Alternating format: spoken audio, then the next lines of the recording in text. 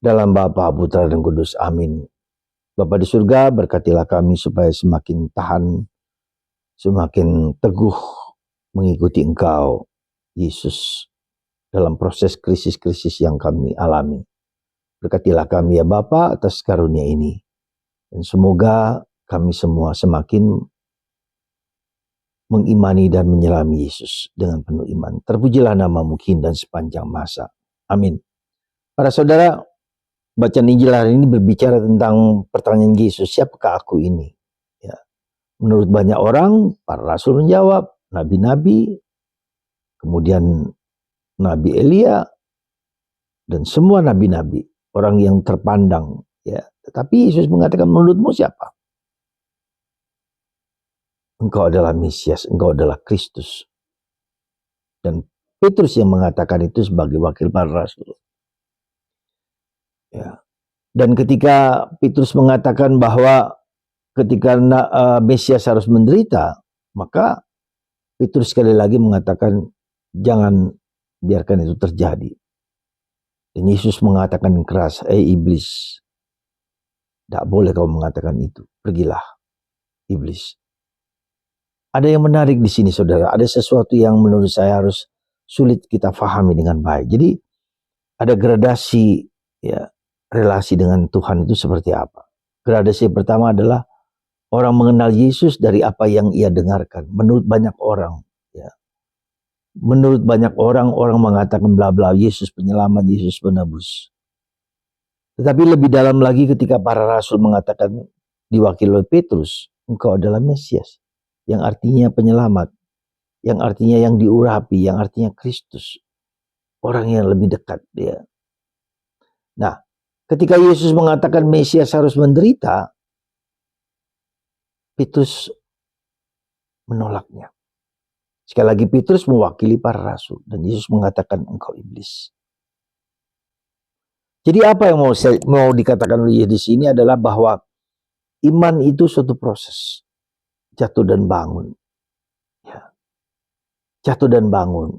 Dan kita diajak lebih dalam dari sisi luar, ya, sisi eksternal untuk masuk ke kedalaman. Ya.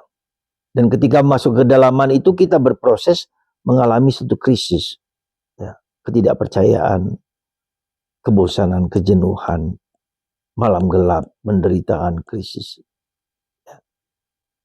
Dan itu harus dijalankan dan itu harus diterima. Ya. Harus diterima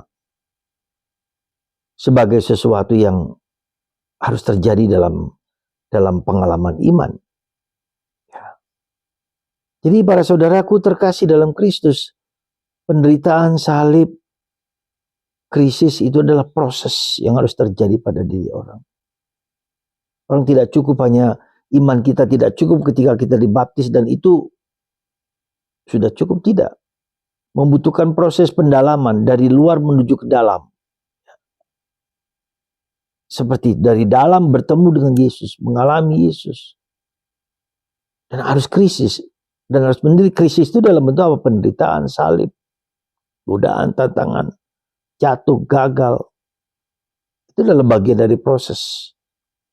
Maka dalam krisis itu orang bisa saja menjadi ateis, menjadi tidak percaya lagi pada Tuhan, orang menjadi acuh tak acuh, bisa jadi.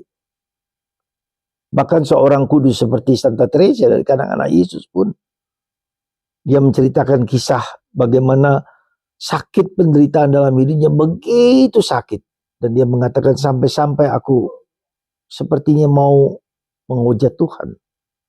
Dan dia mengerti mengapa banyak orang menjadi tidak percaya pada Tuhan. Karena penderitaan yang tak terlukiskan oleh pengalaman batin manusia. Disitulah Teresa mengerti bahwa betapa beratnya penderitaan itu sehingga mereka banyak kali tidak percaya kepada Tuhan. Tentu saja ada orang ateis hanya karena bebal kepalanya tidak mau mengerti karena pikiran kita ini tidak mampu mengerti Allah. Tidak mampu memahami karya tindakan Allah. Kita tidak mampu melihat penderitaan yang begitu parah dalam kenyataan hidup sehari-hari. Mengapa Tuhan diam saja? Dan ini pengalaman iman yang berat. Saya kira Anda dan semua saudari saya, kita semua mengalami pengalaman itu. Mengalami keterkosongan, mengalami salib, mengalami kesulitan. Demikian,